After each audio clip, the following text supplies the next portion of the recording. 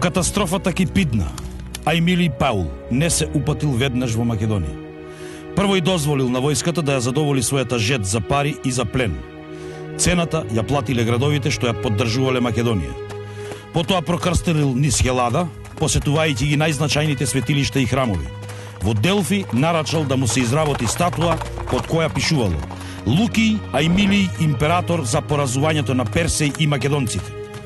Дури во 167 година конечно се собрале македонските делегати во Амфипол, а таму пристигнал и Паул.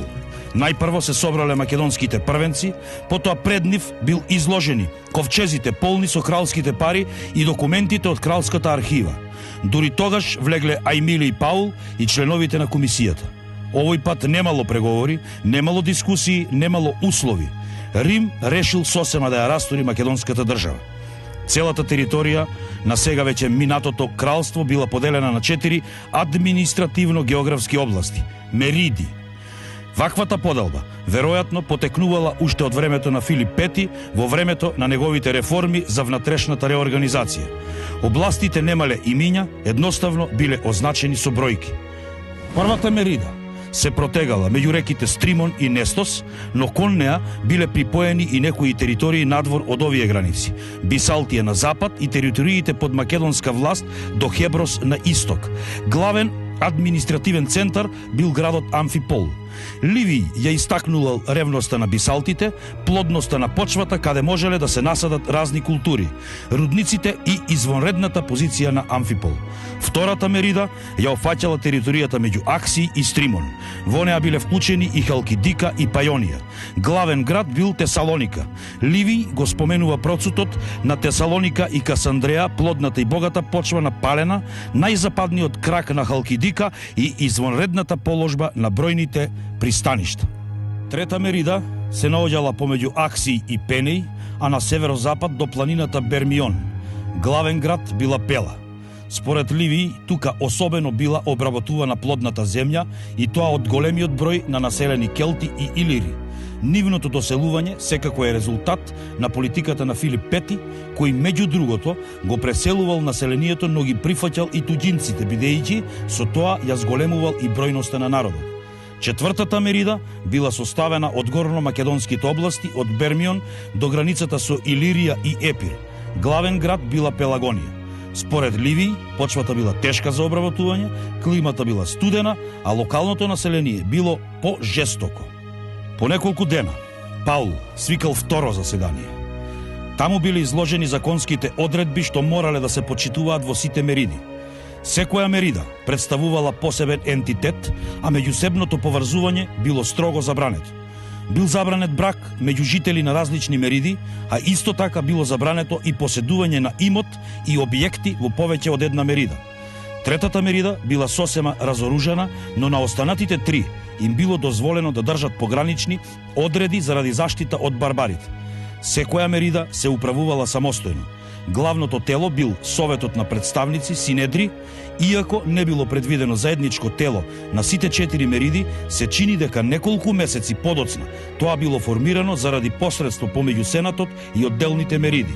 Се споменуваат и 4 службеници задолжени за собирањето на данокот наменет за Рим. Забрането било сечење и извезување на македонските шуми заради опревување на туѓи флоти. Рудниците за железо и бакар продолжиле да работат, но оние за злато и сребро биле затворени. Бидејќи сега биле слободни, било предвидено македонците да му плаќаат на Рим данок во половина од износот што му го плаќале на кралот, но поради сериозните економски ограничувања на меридите, ова олеснување всушност воопшто не ја подобрувало ситуацијата на населението. Но тука не завршувала новата слобода. Во текот на првата конференција, Ајмилиј прочитал список на македонци кои морале да бидат депортирани во Италија. Кралските пријатели, носителите на пурпур, командантите на разни одреди, гарнизони на флотата, дипломатските представници и сите оние кои имале некаква функција под кралот, како и по старите кралски пажови. Така, со една одлука, Македонија била лишена од цел еден слој, и тоа токму оној слој кој имал искуство во управувањето со државата. Обидот за избегнување на оваа мерка се казнувал со смрт. Како јавна демонстрација, двајца хелени, едниот Ајтолец, кој се борел против Рим, а другиот Тебанец, кој заговарал сојуз помеѓу Теба и Персеј, биле обезглавени. Ваквите мерки, преземени од Рим, јасно ги покажуваат нивните две главни цели. Од една страна, тотално ослабонување на Македонија до тој степен, што таа веќе никогаш нема да може да представува закана за римските интереси, но од друга страна, неволност директно да ја преземат управата и заштитата на границите. Од Амфипол, Аемилиј тргнал на запад, каде во Епир неговата војска спровела невиден терор. Се префрлил во Италија, каде му бил одобрен и организиран триумф за победата над Персеј. Пленот што го донел од Македонија стекнат секако со безмилесно грабање, при што особено настрадала Пела, бил толку голем што римската држава го укинала личниот данок на своите граѓани. Опис на триумфот е зачуван кај Плутарх. Во театрите за конјски трки, што ги нарекуваат киркуси, но и наоколу низ форумот, луѓето направиле гледалишта, а заседнале и на сите други делови од градот што давале убав поглед на свечената поворка. Оттаму гледале облечени во свечена облека и сите храмови биле отворени, полни венци и темња. Имало многу прислужници, редари, кои ги задржувале луѓето што претрчувале и се слевале во средиштето, па така тие ги одржувале улиците отворени и чисти. За свечената поворка биле одредени 3 дена, но во првиот едва стасале да ги прикажат запленетите бисти, слики и джиновски статуи, носени на 250 коли. Утредента пак на коли било изнесено најубавото македонско оружје, што блескало од чиста бронза и железо.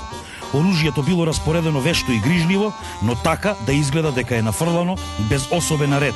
Шлемови врз штитови, панцири врз објала, критски и тракиски штитови и тулци меѓу конјски узди, а меѓу нив голи мечови и сариси. Меѓу сево ова оружје бил оставен простор, па додека колите ги носеле, парчињата се удирале едно од друго, ечеле и звечкале.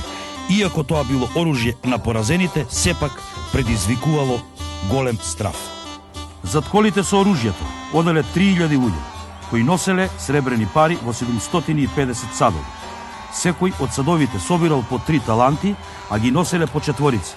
Други пак носеле сребрени кратери, рогови, пехари и чаши со извонредна големина и длабоко врежани украси, убаво наредени за гледање. Третиот ден, на изгрејсонце, тргнале и свирачите на салпинги. Тие не свиреле борбена или свечена песна, туку музика со која римјаните се бодрат за битка. По нив оделе 120 згоени волови со позлатени рогови, накитени со венци и врпци, но на жртвување ги воделе младичи со убаво сошиени престилки, а зад нив оделе момчиња со златни и сребрени садови за леанки. Потоа чекореле оние со златни и сребрени пари во садови од по 3 таланти, садовите биле 77 на број. Носачите што оделе по нив го држеле светиот сад, што Аемилиј нарачал да се изработи од 10 таланти злато и да се украси со скапоцени камења. Потоа се појавиле луѓето што ги покажувале златните садови на Антигонидите, на Селевкидите, на Териклеските и најпосле оние на Персеј. По нив бојната кочија на Персеј со неговото оружје, а врз оружјето неговата кралска шапка. На мала оддалеченост ги воделе децата на кралот како робови, а со нив и цела толпа дадилки, учители, воспитувачи, кои ни солзи ги подавале рацете кон гледачите, а и на децата им велеле да молат и преколнуваат. 2 деца биле машки, едно женско. Поради својата возраст, тие и не биле сосем свесни за неволјата во која се нашле, па побудувале поголемо сожалување одошто Персеј, кој чекорел речиси незабележан. Милосрдието ги свртело очите на римјаните кон дечињата, па се случило многумина да пролеат солзи. Се додека децата не поминале, гледката кај сите предизвикала мешавина на болка и радост. Зад децата и нивните прислужници одел Персеј облечен во темна, траурна наметка и народни чизми. Неволјите што го снашле, направиле да изгледа сосем скршен и обезглавен. По него пак со натажени лица чекореле неговите хетајри и пријатели кои непрестајно гледале во кралот со насолзени очи, сакајќи да им укажат на гледачите дека ја оплакуваат неговата судбина, а нивната ни најмалку не ги засега. Всушност, Персеј пратил луѓе кај Аемилиј и го замолил да го поштеди од понижување и да не го води во победничката поворка. Но се чини дека Аемилиј му се подбивал поради страшливоста и кукавичкиот копнеш по живот, па им одговорил: Па тоа и порано зависеше од него, а зависи и сега, ако му е по волја, целејќи на смртта која е пославна од срамот. Но Страшливецов не нашол сили, туку станал дел од сопствениот плен, обессилен и подпрен на некакви бледи надежи. По сиве овие луѓе биле носени 400 златни венци, што пратениците од многу градови му ги пратиле на Ајмилии како дар за победата. Најпосле, на оваа убаво украсена бојна кочија се појавил лично Ајмилии, човек што би привлекол сечи поглед и без толкави свечености. Бил облечен во порфирна наметка опшиена со злато, а во десната рака држал гранче ловор.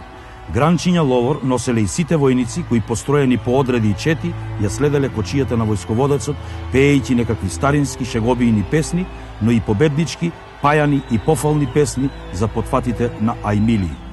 Откако бил спроведен во триумфалната поворка на Ајмилии, Персеј бил фрлен во Зандана.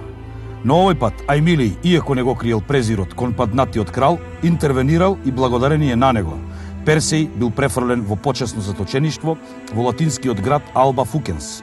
По неколку години Персеј умрел. Според една традиција, умрел од гладување што сам го наметно, а според друга, безмилосно бил мачен од своите чувари кои не му дозволувале да заспие. Иако некако функционирал, римскиот систем, наметнат во Македонија, минувал низ криза. Низ меридите постојано избивало незадоволство и немири. Се чини дека ситуацијата особено се влошила во 163 година, па Полибиј немирите дури ги карактеризира како граѓанска војна. Римјаните биле принудени да испратат и комисија за да ги испитаат работите. По неколку години повторно биле отворени и рудниците за злато и сребро, но и покрај тоа немирите продолжуваат. Ваквата ситуација ја искористил еден узурпатор. И околу 150-та година се појавил некој си Андриск, кој се представувал како син на Персеј. Најпрво отишол кај Терес, еден локален тракиски династ, кој бил оженет со ќерката на Филип Пети. Терес го дарувал со кралски венец и потоа го придружувал Андриск на патот до Барсабаса, друг локален владетел.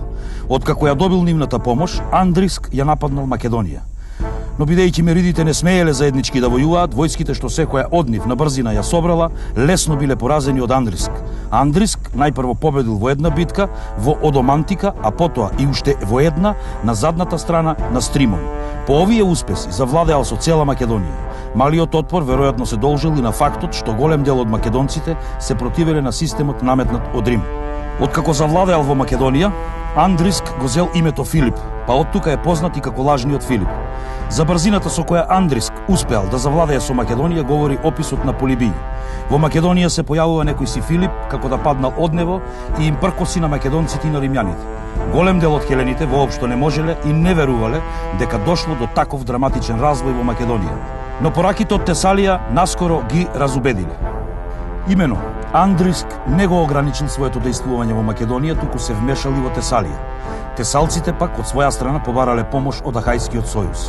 Бидејќи во тоа време биле окупирани со Третата пунска војна, римјаните на почеток не му посветувале многу внимание на Андриск.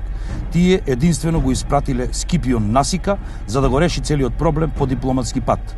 Но сваќајќи дека ситуацијата е посериозна од што во Рим се мислело, Насика бил принуден да собере сојузничка војска, пред се од Ахајскиот сојуз, и со неа да се обиде да ја одбрани Тесалија, чии делови Андриск веќе ги освои.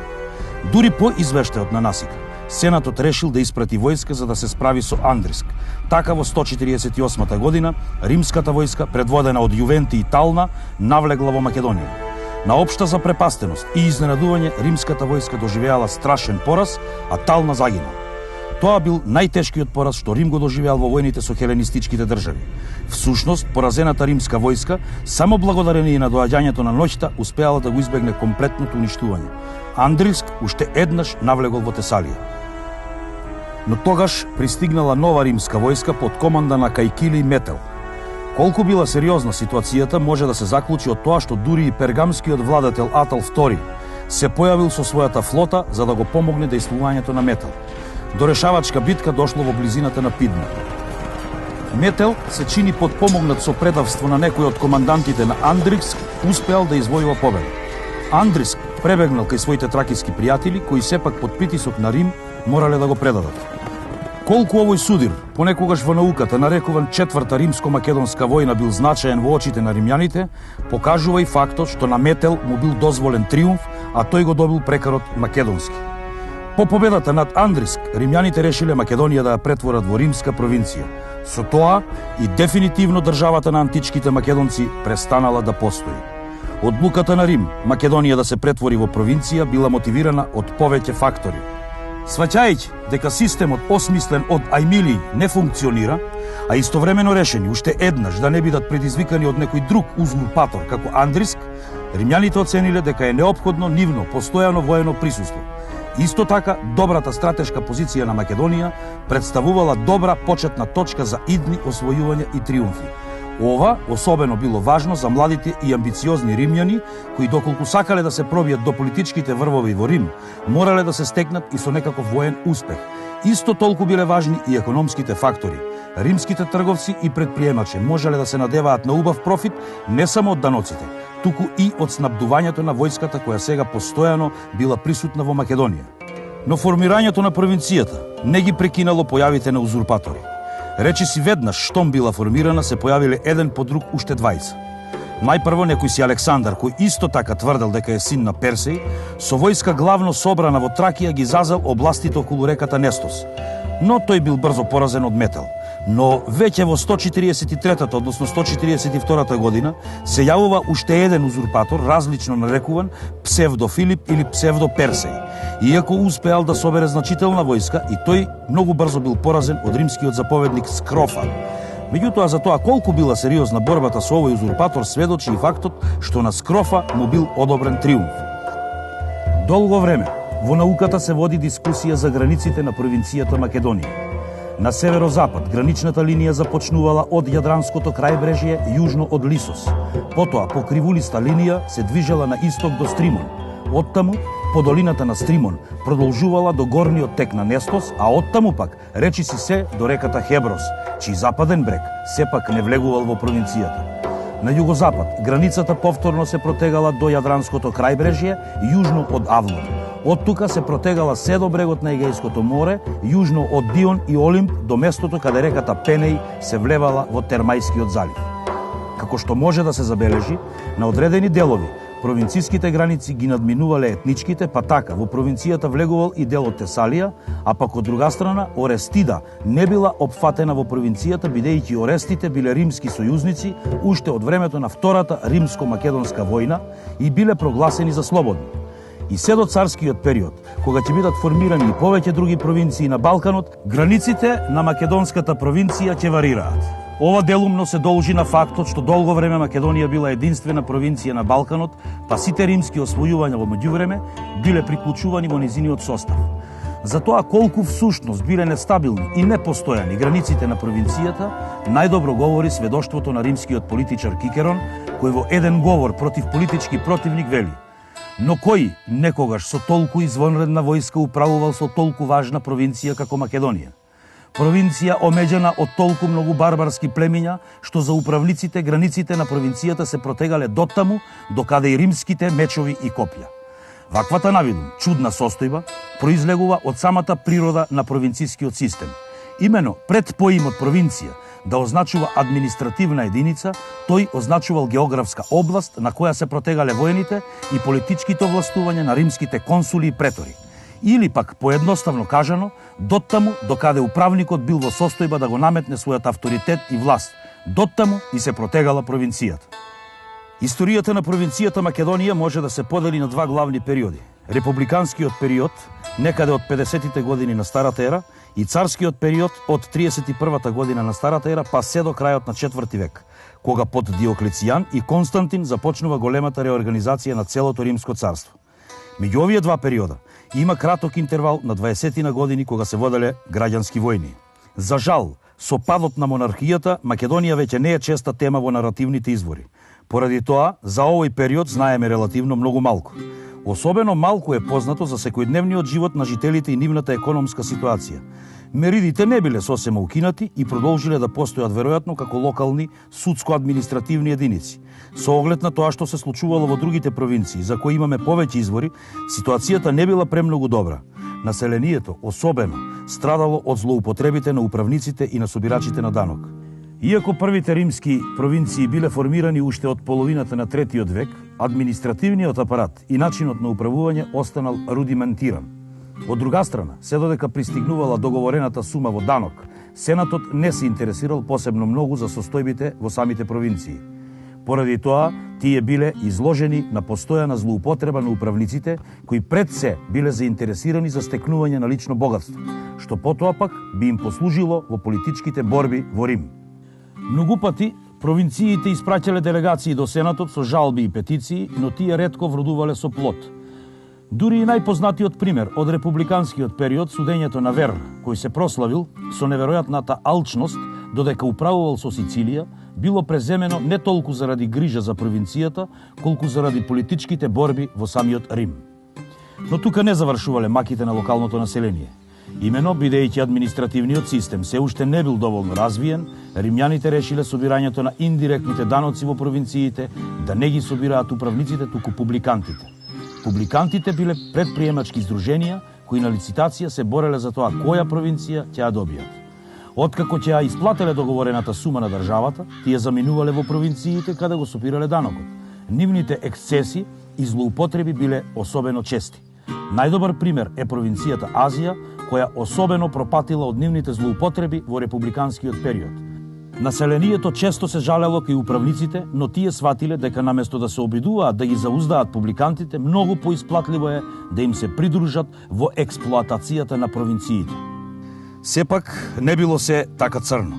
Имено, изворите заинтересирани пред се за најекстремните примери повеќе се занимавале со нив. Да се пишува за некој доблесен и правичен управник и не било посебно интересна тема. Од тука, врз основа на претходните примери, не треба да се генерализира ситуацијата.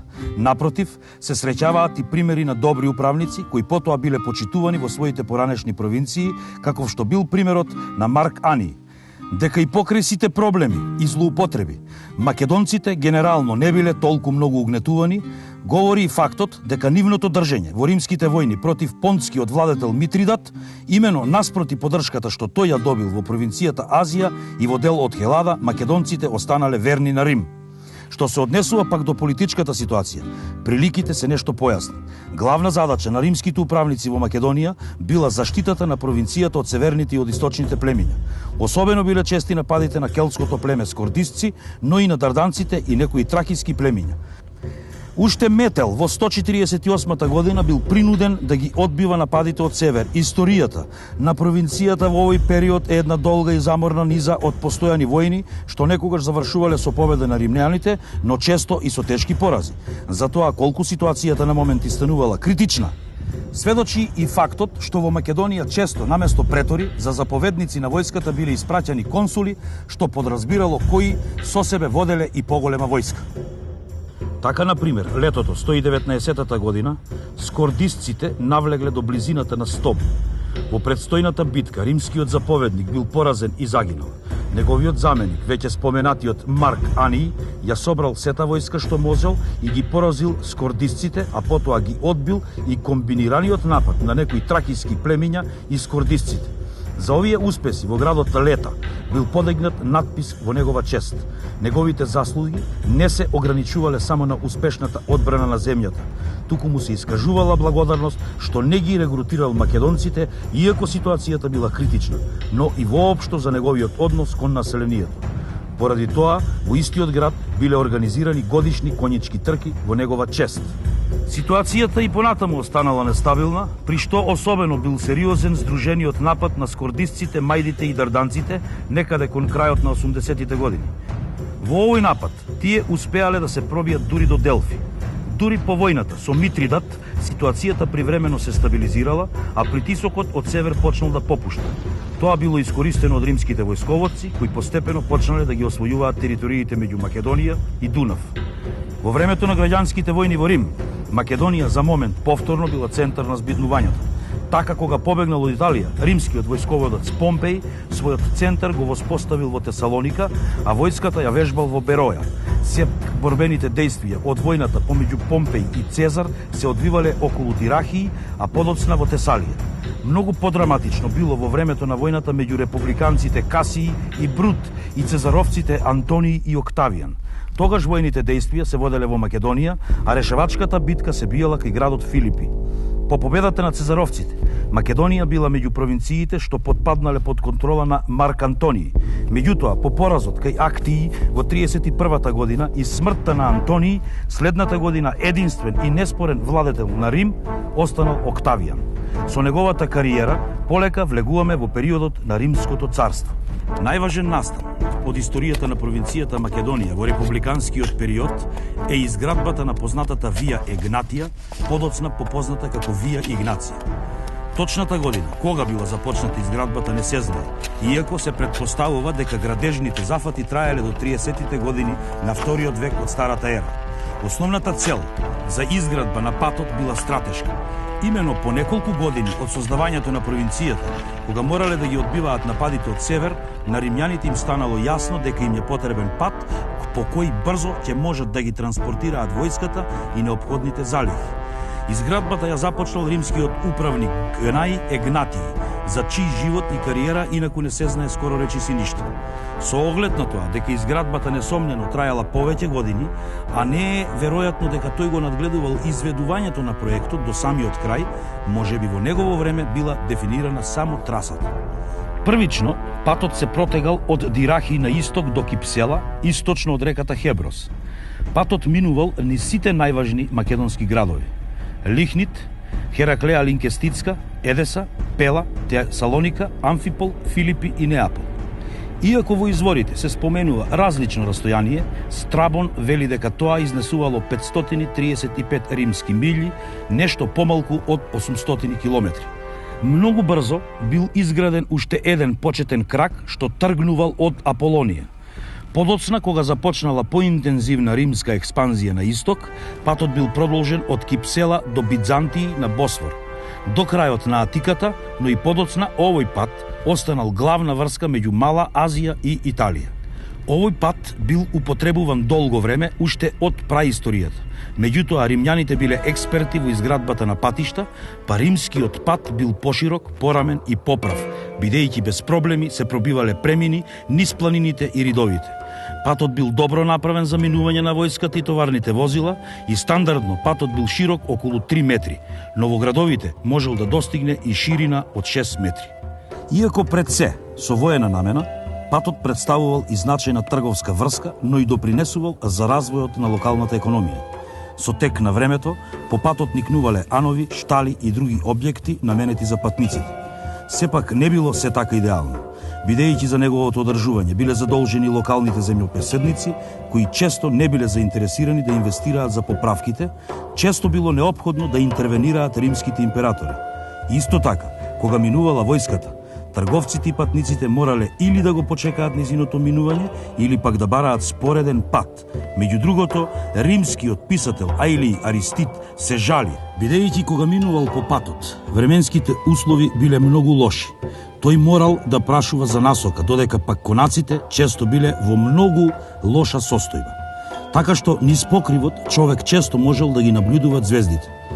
Но, како и да е, сето ова не го намалувало не само военото, туку и економското значење на овој пат. Со стапувањето на Октавијан Август на власт, не само Македонија, туку и целата римска држава влегува во нова фаза од својата историја. Со неговото владење, римската држава преминува од република во монархија. Меѓу другото, сега се вршела построга контрола над управниците на провинциите. Нивната кариера зависела речиси исклучиво од волјата на владетелот, така што жалбите и петициите за евентуалните злоупотреби многу побрзо стигнувале до соодветните органи. Иако провинциите биле поделени на царски, кои биле под директна контрола на владетелот, и сенатски, каде управниците ги одредувал сенатот, во суштина волјата на императорот секаде била одлучувачка. Иако дејствувањето на омразените публикани не било укинато, сепак сега било строго пропишано со закони и под строг надзор. Во третиот век тие биле сосема укинати. До 100-та година биле формирани органи чија единствена задача била надгледување на внатрешната управа на провинциите. Сите овие мерки довеле до олеснување на животот на локалното население и до економски процут. Дури и Такит, гласниот противник на царскиот режим, морал да признае дека управата во провинциите сега била многу подобра отколку во времето на републиката. Овој период, како од воено-политички, така и од административен аспект, е мощне важен за провинцијата Македонија. Особено е значаен периодот од 31-та година од Старата ера до 27-та година од Старата ера, кога за управник на Македонија бил поставен Ликине и Крас. Во тие години Крас водел повеќе походи во внатрешноста на Балканскиот полуостров, така што воените действија се повеќе се оддалечувале од Македонија. Во 27-та година од Старата ера, Август ја формирал провинцијата Ахаја, во која влегле Епир и Тесалија, така што сега јужната граница на провинцијата Македонија била јасно одредена. Исто така била утврдена и границата со провинцијата Илирик. Северната па граница за момент се уште номинално се протегала до Дунав. Во овој период, иако војската се уште била стационирана во Македонија, провинцијата била прогласена за невооружена и била предадена на управата на Сенатот. Па сепак и подоцна се среќаваат наместници на Август. Но до 10-та година главнината од легиите веќе биле префрлени во Мезија, каде Август формирал воена команда. Во следните години дошло до формирање на неколку нови провинции на Балканот. Илирик бил доделен на Далмација и Панонија, а до времето на императорот Тиберий и провинцијата Мезија. Кога во времето на Клавдиј била формирана и провинцијата Тракија, границите на Македонија биле дефинитивно утврдени и со одредени отстапки, особено на западната граница, се поклопувале со старите граници од времето на Антигонидите. Подоцна, во текот на првиот или пак почетокот на вториот век, Тесалија била одделена од Ахаја и припоена кон Македонија, така што јужната граница се протегала до Малискиот залив. Периодот на Римскиот мир е време на најголем економски процут на провинцијата Македонија, кога градскиот живот добива особен полет. Се разбира, градскиот живот бил мощно развиен уште во времето пред римското доаѓање. Но, по стагнацијата на републиканскиот период, сега зема нов залет. Римскиот енциклопедист Плиний споменува дека во провинцијата Македонија има најмалку 150 градови.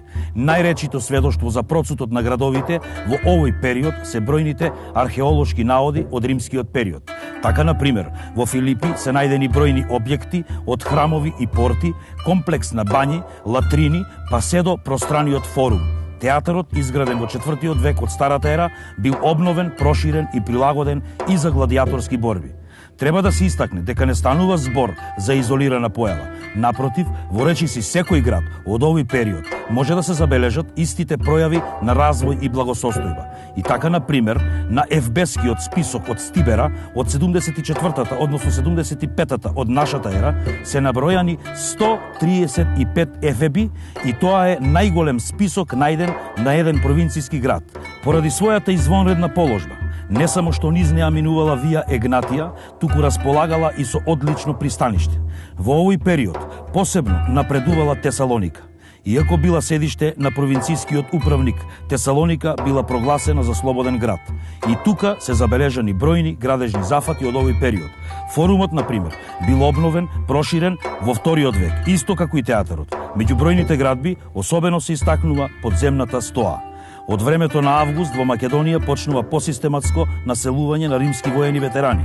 Имено, уште предходно римските трговци се населувале во Македонија, но дури по граѓанската војна меѓу Помпеј и Цезар започнува официјално колонизирање на територијата, што добива на интензитет по битката кај Актии.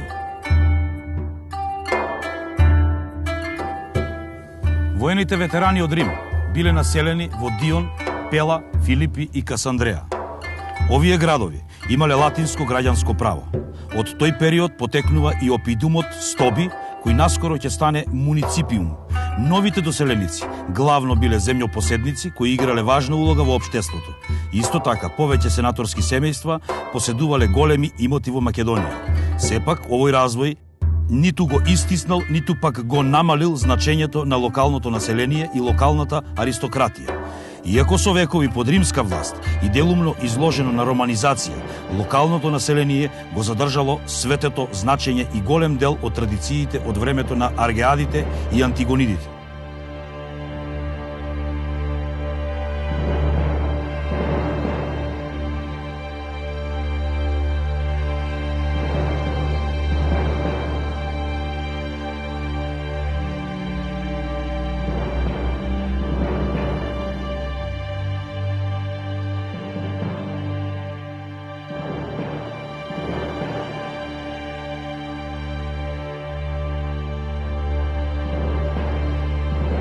Тоа може особено убаво да се забележи од квази автономните монети емитирани од македонските градови, каде се јавуваат карактеристични македонски символи и прикази, и тоа не само на разни божества, туку и на Александар и толку омилениот приказ на конј.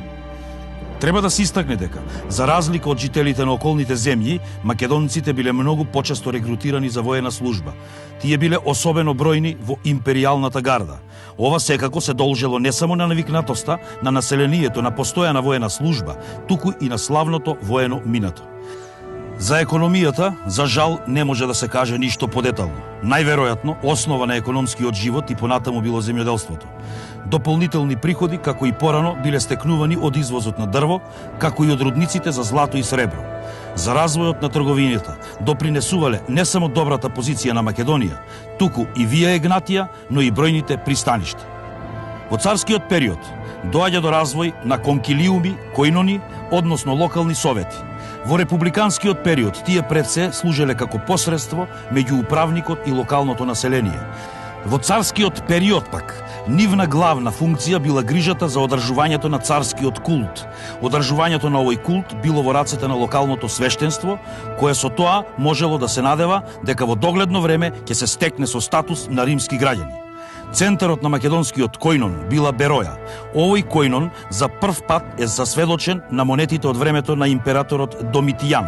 Меѓутоа, освен овој којнон, во Македонија постоеле уште неколку којнони, како оние на Орестите и Елимејците. Посебно место во историјата на царската провинција Македонија заземаат патувањата на Свети Павле, кој во неколку наврати ја посетил Македонија. Имено додека се наоѓал во Мала Азија, Свети Павле имал привидение при што некој македонец застанал пред него и го молел: "Дојди во Македонија да ни помогнеш." Веднаш по тоа настојување да минеме во Македонија. Иако се чини дека тој ја минал целата Вија Егнатија од Неапол до Јадранското море, неговото главно дејствување паѓа во Тесалоника и особено во Филипи. Иако доживеал повеќе незгоди, па дури бил и привремено затворен благодарение на неговото присуство во Македонија, многу рано се јавуваат првите организирани христијански заедници. Периодот на мир и просперитет од првиот до вториот век на нашата ера ќе биде сериозно нарушен во времето на големата криза во третиот век. По падот на династијата на Северите во 235 година многу брзо доаѓа до разгорување на граѓанските војни во Римската империја. Императорите, само што ќе стапнеле на власт, веднаш биле убивани и заменувани со некој друг несреќеник, кој само што ќе го ставил царскиот пурпур, не можел да се надева дека ќе поживее нешто подолго.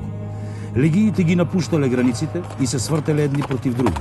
Така сега, минувањето на една римска војска низ провинциите не значело носење на ред и мир, туку напротив разграбување и рушење, бидејќи војниците, наместо како заштитници, повеќе се однесувале како освојувачи на туѓа територија. Ова било искористено од барбарските племиња кои ги пробиле одбрамбените линии по Рајна и Дунав и навалиле во внатрешноста на царството. Поради тоа, оставено без заштита, локалното население страдало не само од војските на узурпаторите, туку и на барбарите. Се разбира, ни Македонија не била поштедена од хаосот што настана. На Балканот особено зачестиле упадите на готите и херулите во 260-тите години. Кога успеале да се пробијат дури до Атина, ситуацијата полека почнала да се стабилизира во времето на Диоклецијан по 284 година и борбите повторно почнале да се водат подалеку од Македонија. Но тоа веќе не бил истиот свет. Откако еднаш ги пробиле границите, барбарските навали продолжувале со несмален интензитет. Некои области биле мощно опустошени, а економската состојба трајно нарушена.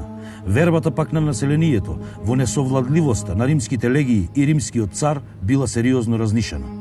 Но и покрај сето ова, Македонија се чини дека била меѓу оние провинции кои побрзо се опоравиле. Згора на тоа, бидејќи барбарските напади сега продирале многу подлабоко во внатрешноста на царството, стратешкото значење на Македонија, кое во времето на римскиот мир делумно опаднало, бидејќи границата и војската биле поставени многу по-на север, повторно пораснало. Во тој период и Галерий, еден од четворицата владетели, за своја резиденција ја избрал Тесалоника. Тогаш била изградена и портата над Вија Егнатија, како и ротундата северно од патот. Јужно од неа пак бил изграден палатален комплекс. Подоцна и други императори, например Теодосиј, ја одбирале Тесалоника како привремена резиденција. Во времето на Диоклецијан биле спроведени и административни реформи, при што биле формирани нови типови на управни единици, а пак провинциите главно биле поделени на помали единици. Подоцна, од провинцијата Македонија биле одвоени Тесалија и Епир. Во следниот период, иако не е сосема јасно, точно кога и провинцијата Македонија била поделена на две провинции. Со тоа, фактички престанува да постои старата римска провинција, чии почетоци се врзани уште со создавањето на меридите по битката кај Пидна. Меѓутоа, како што се покажало, времето на Диоклецијан и Константин било само мал одмор на стабилизација за од втората половина на 4 век да дојде до нова, уште посериозна криза. Но со тоа полека се приближуваме кон преодниот период, кога античкиот свет полека згаснува, за на негово место да се појави еден мощне, различен свет и од верски, и економски, и политички аспект. Во тој изменет свет се менува и улогата на Македонија, која повторно ќе се најде на удар на барбарските племиња. Но судбината на Македонија во овој период е веќе дел од една друга приказна.